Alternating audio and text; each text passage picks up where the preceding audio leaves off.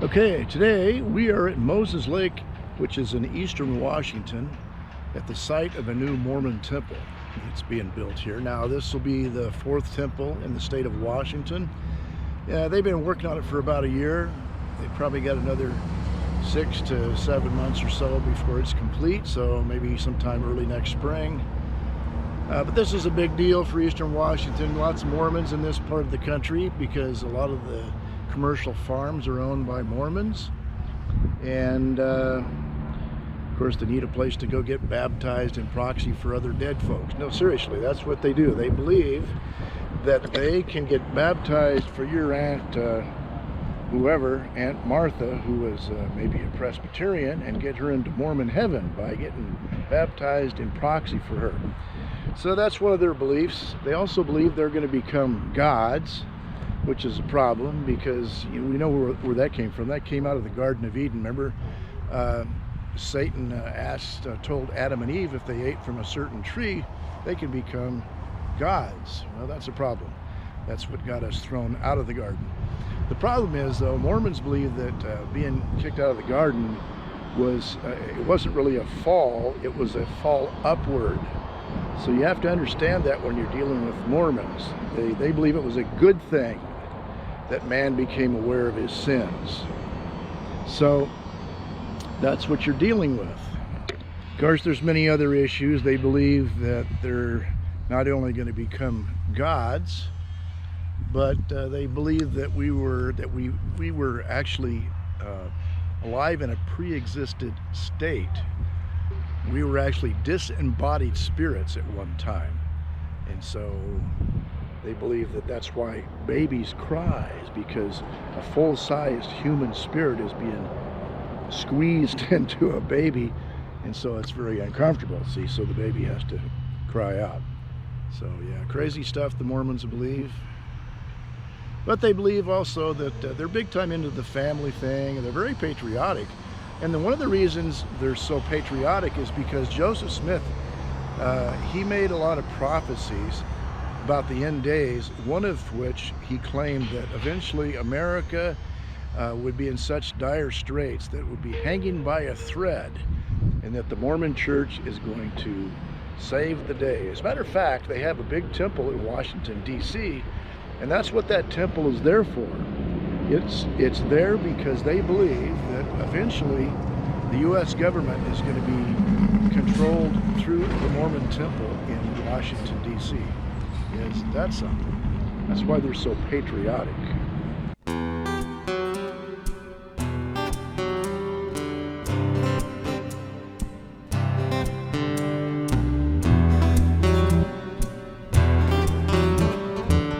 So if you know anything about the history of Mormonism, you know that early Mormons, they were big into polygamy. They had lots of wives, and actually in some of the Mormon literature it actually says that Abraham had lots of concubines, and they were counted unto him as righteousness.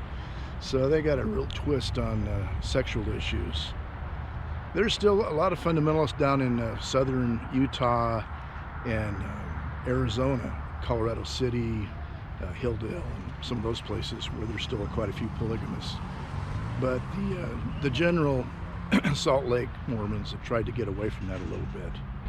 Now, back around 2001, just before the 9/11 issue happened, they dedicated a temple about 60 miles or 55 miles or so south of here in the Tri-Cities in Kennewick, and we were there for that. So this is going to make it a little easier for the people in this desert part of the middle of eastern Washington to travel to get baptized in proxy for the dead, or have their marriages sealed forever. You know, they're big into that sealed forever business. Anyway, if you end up having several different wives, I'm not sure which one of them you're married to in heaven, but that's one of the difficulties they have to work out. Now, normally what they do is the Mormon Church will come into a community and they'll buy up big wads of land, and they'll build huge housing complexes around where the temple's going to be. Then they'll build a church or two. This town, I believe, Moses Lake has at least 3 that I know of. And then, of course, they've just built another one next to the temple here. And that's usually what they do. They usually build a chapel next to where the temple is going to be, and then that's usually built first, and they start having some activity there. And sometimes some of the construction work is organized through the offices in that building. Then they work on the temple. So they establish housing projects, buy up a lot of land, and then they build the temple. And they've been having the missionaries, of course, work the area for some time. And a lot of people don't understand the difference between historical Christianity and Mormonism. But the real issue with Mormonism is the difference between Christianity and Mormonism is the difference between monotheism and polytheism. Christians and Jews have always believed in one God. Hear, O Israel, the Lord is God, the Lord is one. That's the Shema out of Deuteronomy 6, verse 4. That's always been the historical view of the Godhead. However, the Mormons, what they did was they took verses like in Genesis where it says, let us go down and make man in our image, and they took that to mean that there's a whole bunch of gods.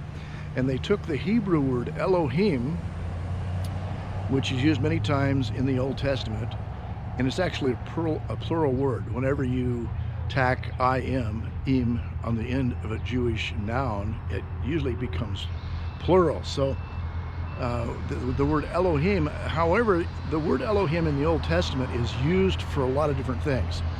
Occasionally it's used for the God of Israel, but it's also used for kings and leaders of the country. And sometimes it's used for false gods. But they don't care about the details. You know, the devil's in the details, they say. They're not interested in debates like that because that throws a wrench in their theology.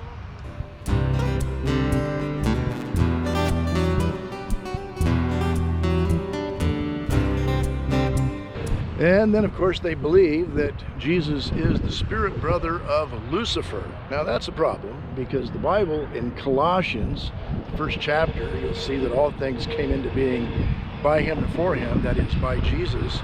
So therefore, Jesus being part of the Godhead, the Father, Son, and the Holy Spirit, was actually part of the creation process when God created the rest of the world, including Lucifer, who was an angel.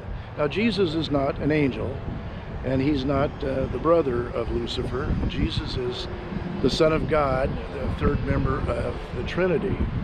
So that's a problem. They say if you talk to Mormons, oftentimes they'll say they believe in the Trinity, but you have to understand their definition of the Trinity and the Christians' belief is something totally different. Now you'll find oftentimes when you talk to the missionaries, you know, they'll use a lot of the same language that us Christians use. They'll believe this, they'll tell you they believe that Jesus is the Son of God. However, they don't tell you about the spirit brother Lucifer bit. And if you ask them if they've been born again, they'll say, well, yes, I've been baptized. And of course, they've been baptized into the church. They're not necessarily baptized into Christ. And that's a problem because a lot of people get the idea that it's baptism that saves you. But the problem is Jesus is the one that saves you, not the baptism. Now the baptism is just an act of obedience to what Jesus said to do. But if your heart hasn't changed, you merely got wet.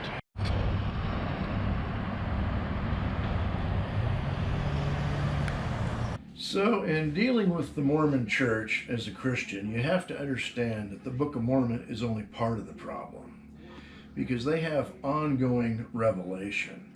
Now, the Book of Mormon, of course, was the beginning of the process of deception, but then along came Doctrine and Covenants and Pearl of Great Price. Now, this here is what they call a triple decker. It's got all three in it. So even though they say they believe in the Bible, they say they put a disclaimer on the Bible and they'll say, well, we believe in the Bible as far as it is translated correctly. So whenever there's any doubt about what the Bible says, they always turn to their more recent revelations. And if this is not good enough, then the prophet of the church will come up with a new revelation to clarify or even contradict which previously has been revealed. So that's some of the problems you're dealing with. It's an ongoing form of deception.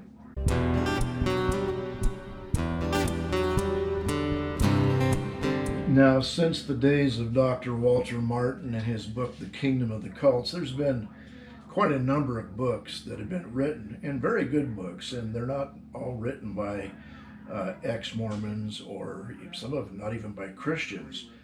There's one book that's worth having in your library if you're dealing with Mormons, is this one here by Richard Osman and his wife, Mormon America. Another good one is John Krakauer's book, Under the Banner of Heaven. This deals with a lot of the polygamy issues in southern Utah and some of the history of that. So yeah, another book that's worth taking a look at is this one here by Charles Larson, by his own hand upon papyrus. This kind of tells the story about well, here I'll just show you a little bit of it. This is a fold out of some Egyptian hieroglyphics here that were on a papyrus that Joseph Smith and his clan bought back in Illinois back in the early days, and Joseph Smith supposedly translated that, and out of that came the Pearl of Great Price and some of the modern revelations that followed the Book of Mormon. Now, the problem with that is Joseph Smith didn't know the language, and at that point the Rosetta Stone was just in the process of being translated, so hieroglyphics was kind of a new science of linguistics back in those days. But eventually after they begin to get more proficient in understanding the language, they exposed Joseph Smith as being a big fraud, because he had no idea what he was translating, and that's what this book is about. It's very good. One very revealing chapter in the Pearl of Great Price regarding how they view God is in the book of Abraham, chapter 4. Just to give you an idea how it's worded here, it's kind of like almost like Genesis in the way it's describing God in the creation process here.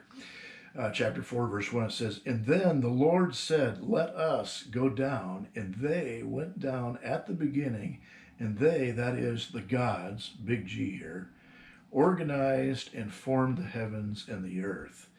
And then it goes on for, I don't know, 25 or 26 verses or more. Keeps repeating the God's business. Verse 3 says, "They, the gods, said, let there be light, and then there was light." And then verse 4, "And they, the gods, comprehended the light, for it was bright," blah, blah, blah. And it goes through that. I highlighted the gods, as you can see here.